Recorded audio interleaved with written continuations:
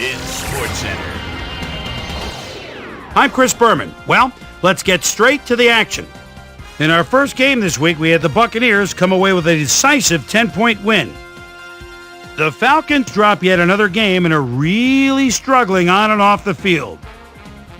Young had over 50 yards receiving and helped his Seahawks beat the Chiefs.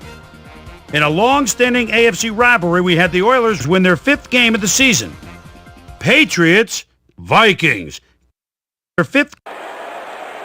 Number 81 emerged as a real weapon as he pulled one in here. The Patriots win this one by the final score of 37-16.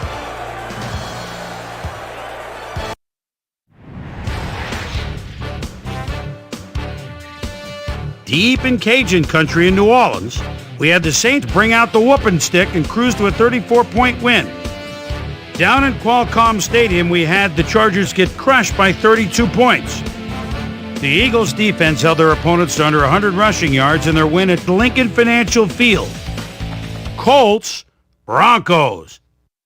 In their Number 88 was definitely a key as he was able to work his way open for a big one here. The Colts go on to win this by the final score of 49-41.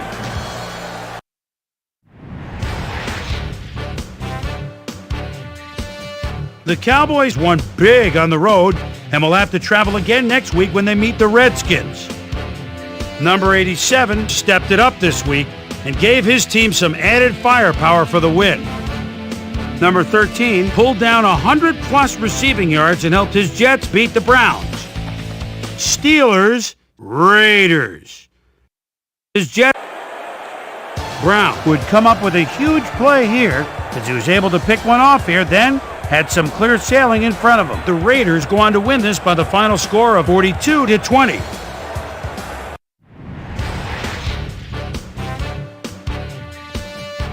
And last but not least, we had the Packers come away victorious. All right, Boomer, thanks. Before we get to the big news of the week, let's do a quick shakedown on the rest of the NFL's injuries.